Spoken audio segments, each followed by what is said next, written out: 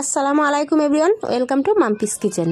আজকের কোনো রেসিপি নয়, আজকের আমাদের নিত্য প্রয়োজনীয় গ্যাস ওভেন। আমরা মাছ ভাজিয়ে মাছের তেল ছিটকিয়ে পড়ে, ভাত রান্না করি, ভাতের মার পড়ে, সেটাকে আমি সবসময় কিভাবে ক্লিন করি এবং সবসময় একদম ঝকঝকে তকতকে থাকে সেটাই তোমাদের সাথে শেয়ার করব। আমি যে প্রসেসে পরিষ্কার রাখি সেটাই তোমাদের সাথে শেয়ার করছি। তো প্রথমে লাগছে আমাদের এরকম দুটো শুকনো কাপড়। আমি এখানে টুয়ালি নিয়েছি, তোমরা যে কোনো শুকনো সুতির কাপড় নিয়ে নেবে। আর নিয়েছি এরকম একটা কসবাইট।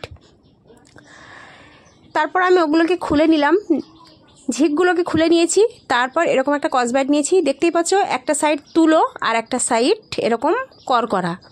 তো আমি করকরা সাইড দিয়ে কিছু করি না, আমি এই নরম তুলোর অংশটা দিয়েই কাজটা করব। তো আমি এরকম কৌটায় সার্পের পানি এরকম গুলিয়ে রাখি, কিন্তু এটা খুব গাঢ় সার্প দিয়ে গোলানো পানি নয়, একদম পাতলা মিছিমিছি, একদম অল্প একটু ফেনা হওয়ার মতো। তোমরা এটা যে কোনো মুদি দোকানে পেয়ে যাবে এই কসবাইটটা, অথবা সাইকেল সারানোর দোকানে কিন্তু এরকম তুলোর অংশ পাওয়া যায়। তো আমি প্রথমে সার্পর পানিটা এইভাবে সুন্দর করে ওই অংশটা দিয়ে করে নিচ্ছি। আমি কিন্তু এই তুলোর অংশটা দিয়ে করছি, আর এই করকরা অংশটা দিয়ে করলে কি হয়, একটা মানে দাগ পড়ে যায়, একটা আঁচড় পড়ে যায়, দেখতে কিন্তু ভালো লাগে না। তো প্রথমে আমি এরকম এই কসবাইট দিয়ে সুন্দর করে মুছে নিয়েছি, তারপর এরকম শুকনো কাপড় দিয়ে মুছে নিচ্ছি। আর তোমরা যদি আমার চ্যানেলে নতুন হয়ে থাকো, চ্যানেলটা সাবস্ক্রাইব করে রাখবে, আর ফেসবুক পেজ থেকে দেখলে পেজটাকে ফলো করে পাশে থাকবে। এরকম আরও অনেক অনেক সুন্দর সুন্দর টিপস এবং রেসিপি আছে আমার পেজে, তোমরা চাইলে সেগুলো দেখে নিতে পারো। তো এরকম সুতির কাপড় দিয়ে দেখতেই পারলে খুব সুন্দর করে আমি মুছে নিয়েছি। আর তোমরা কিভাবে গ্যাস পরিষ্কার করো অবশ্যই আমাকে কিন্তু জানিও।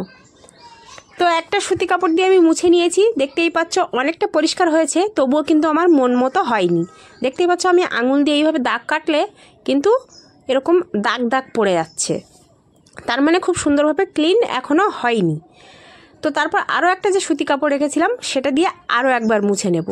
মানে আমি এখানে সব সময়ের জন্যে তোমাদের সঙ্গে যে ভিডিও করছি তা নয়, আমি কিন্তু সবসময় এরকম দুটো কাপড় ব্যবহার করে কিন্তু আমার গ্যাসটা আমি চকচকে পরিষ্কার রাখি। তো এটা দিয়ে আমি খুব সুন্দর করে আমি এরকম পরিষ্কার করে নিচ্ছি, দেখতেই পাচ্ছ খুব সুন্দর করে আমি মুছে নিচ্ছি। আর এমনি কিন্তু অনেকটাই চকচকে হয়ে গেছে, চকচকে হয়ে গেছে, তোমরা দেখেই বুঝতে পারছো দেয়ালের যে ছবিগুলো আছে সেটা কিন্তু গ্যাসের মধ্যে দেখা যাচ্ছে। পরিষ্কার করা হয়ে গেছে, তোমাদের পাশ থেকে বা কাছে থেকে আমি একটু দেখিয়ে দিই। দেখো দেখো আমার দেয়ালে যে সমস্ত জিনিসপত্র আছে সেগুলো কিন্তু এখানে দেখাই যাচ্ছে। আর আমি এবার আঙুল দিয়ে টেনে দেখছি, দেখো কোনো রকম দাগ পড়ছে না। আমি দাঁড়িয়ে ভিডিও করছি সেটাও কিন্তু একদম দেখো আয়নার মতো চকচকে পরিষ্কার দেখা যাচ্ছে। তো এরকম ঝকঝকে তকতকে রাখতে এই টিপসটা তোমরা অবশ্যই ফলো করতে পারো। ভালো লাগলে লাইক, কমেন্ট আর শেয়ার।